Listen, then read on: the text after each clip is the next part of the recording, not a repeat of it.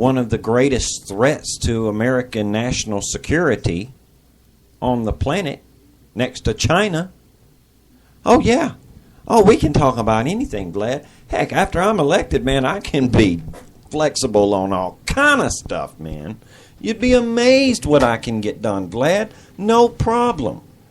But let a Republican try to get anything for the people that elected them.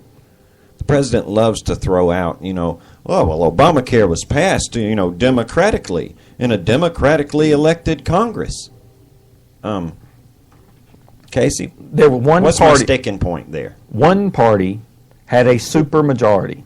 Yeah, one party. President's party had super majorities, where they didn't. Not only did they not need Republican input, they would not accept Republican input.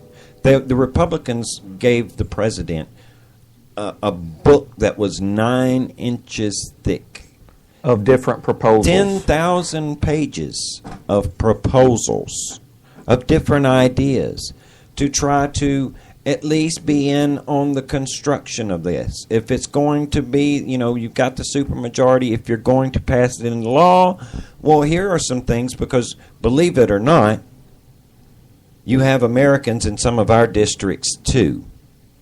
And this is something that they would like. Well, that's just tough titty for you, fish face. Well, yeah, because look, we won. People who might, yes, that's it. People who voted Republican or voted for, actually, people who voted for anybody other than Barack Obama. You're a traitor and should be treated as such. You don't deserve the same things that people who supported President Obama deserve. Sorry. That's right. Sorry. And your constituents, they're just going to have to suck it up because we won. Sunday when he's making his little blah, blah, blah. Well, might I remind my Republican colleagues that 51% of the nation voted for my party. And we're going to do what we want to do. So ninny boo boo, stick your head in doo doo. That's more or less what he's doing up there, man. And to make sure that we tie all this in with what we're going to talk about at the end of the show, in addition to that, folks, you have John McCain. You have Lindsey Graham. Now, these are GOP people in the Republican Party. Only the Republican in name. The Republican Party is not your friend either. No. We didn't get here by having some brilliant leaders in Congress, men who were unashamed and unafraid to stand on principle. We didn't get here with folks like that. No. I'm not saying that there aren't folks like that in Congress, because I do think there are some. There are some good, patriotic Americans who understand that they're a directly elected representative of the people who voted for them. And not just them, but even the people that didn't vote for them. No, we got here on the backs of cowards. Yes, but but what we're saying is the party, if you think the Republican Party is your salvation, hey, you're every bit as deluded as the Obamites. Yeah, you're every bit as deluded. Because, we have a Republican representative in our district here in our part of the state, in the House. And he is a member of the Republican Party. But he is a member of the Republican Party that voted in favor of the National Detention Authorization Act, which, as we all know, did away with the writ of habeas corpus. George W. Bush, I can give you, he was elected president as a Republican. He also gave us the Patriot Act, which is something that no true conservative would have ever dreamed of trying to implement on the American people under any circumstances. So it doesn't matter what party they're with. Casey was talking today about how he will stand flat-footed and proudly own up to voting for Bill Clinton twice. Yep, sure did. And I'll tell you why. Tell him. Okay, well, the first time I voted for him, the alternative was George H.W. Bush. Again, 8 years of that dude. Okay. I served in the military under him, could not in good conscience. So, okay, that's one. Now, everybody says, well, why did you vote for him a second time after you learned what he was? 2 words sum it all up. Mm-hmm. President Dole. Well, yeah. Okay. Y'all, I couldn't go there. And yes, I had to hold my nose. It's like and saying vote for President Bill Clinton. Biden. But I'm not ashamed. And that shows, though, it's not the party, man. That's right. Because sometimes the fellow from your own party is not the one that's good for you or the country. Well, the president, he had to own up to it too.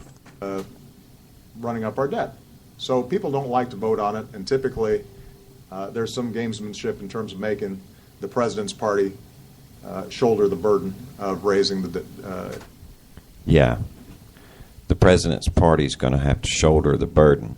The president knows that, yeah, his party's about to take some hits.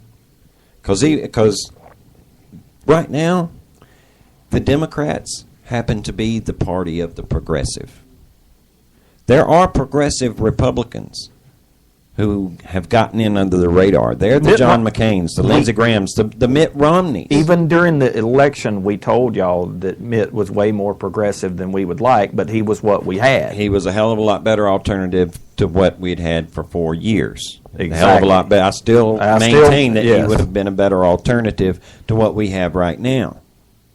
It doesn't matter what the party is. What we've got to do is concentrate on the progressives, on removing the progressive influence from this country, because it's going to drive us, it's going to make us into another Russia. And I don't mean like communist old Soviet era Russia. What I mean is a bankrupt, morally defunct country. You know who's running Russia right now? It ain't Vlad, really. I mean, Vlad's El Jefe, but more than likely it's probably the Russian mob. From all accounts, yeah. I mean, I don't know. You don't know. We ain't there. We don't know. But we have a hard time believing that one dude is running the entire show in Russia. And what I mean by us also looking like Russia, you got to look at how Russia fell, man. They were overextended. Mm-hmm. They were over-entitled. Their industry would not keep pace with the demand that the West was putting on it in armament. They were fighting a money pit war.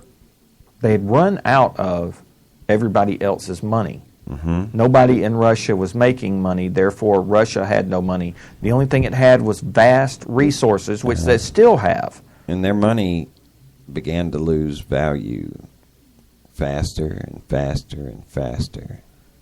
And they couldn't print it fast enough, really, to keep up with things. And eventually, economically, they fell. Wasn't it the ruble?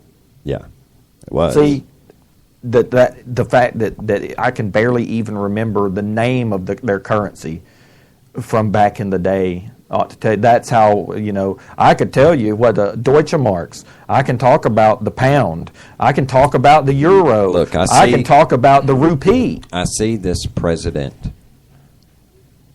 reveling in this in the destruction of this economy. Yeah, exactly. When he's patiently having to remind the people of things. This is all just everyday stuff here, people. I shouldn't have to tell you this all the time. These things happen all the time. But no, I'm not going to bend on this. No, because it's for the greater good. And it's in your best interest. You will take your medicine and be quiet about it. That's right. Just remember, you voted for me. That's contempt, ladies and gentlemen. It is contempt. Now, thank goodness that you and I can sit here where we are and say that we do know that most of the people locally around us, they didn't vote for him. No. I mean, no. And you know, but we can't. I think we've chased the debt ceiling squirrel long enough. There was one more thing that another squirrel that dadgummit, he just keeps popping into view, and I didn't want to do this show tonight without letting everybody know that we haven't forgotten about the old squirrel either. That's right. Benghazi just will not go away. Dadgummit, it just keeps popping up. And you know how the president was talking about the party having to shoulder that burden? Yeah. You know, they got a real burden here in Benghazi to shoulder. And, we were talking about the contempt thing, Uh-huh. Today there was a little hearing. Well, I say a little hearing. Maybe I should say just another hearing on Benghazi. And today, some of the parents of the Sean Smiths and Tyrone Wood, Glenn Doherty's parents, they were there. They were there to address Congress and to answer questions. And you know what?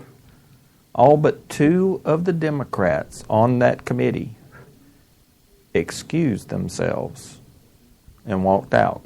Yep. Now, why would they do that? Do you think they all had to go powder their nose at the same time?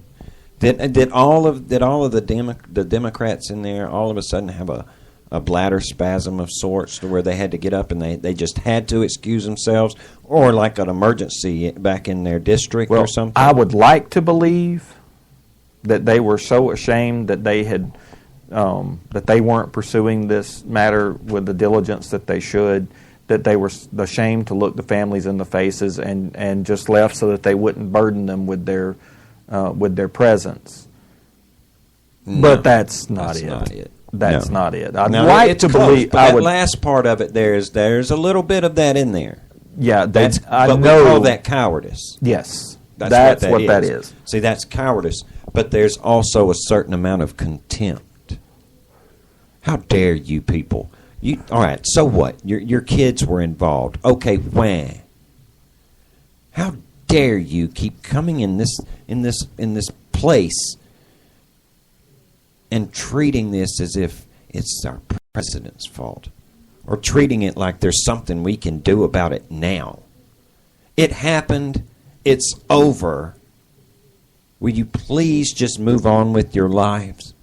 And leave us alone. Just leave us alone. We have more important things to deal with than your dead children. That's pretty much what getting up and walking away says to those people. And don't think for a second that those Democrats that got up and walked out, don't think for a second that they didn't know exactly what kind of statement that would send to those families. They did it anyway. And I think probably by this time tomorrow, if you're interested, there will probably be a list of the Democrats that got up and walked out. Elijah Cummings, who was the co-chair, the Democratic co-chair of that committee, he stayed. And I cannot remember the name of the other one that stayed, another Democrat that stayed. And I know Elijah Cummings doesn't want to be in there and hear it.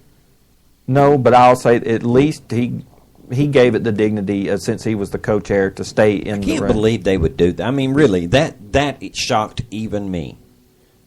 I mean, it's one thing to know the contempt that they hold these people, But for them to show it that much. To just get up and be so disrespectful that they're not even going to sit there and look these people in the eye? See, because it's not like these folks were some government officials being called on the carpet to explain themselves. No, they're victims here in this. These were people who lost people. The Democrats love victims more than anybody. They spend a great amount of their time trying to convince people that they are victims. But they don't want the victims that the Republican Party has anything to do with. That's just it.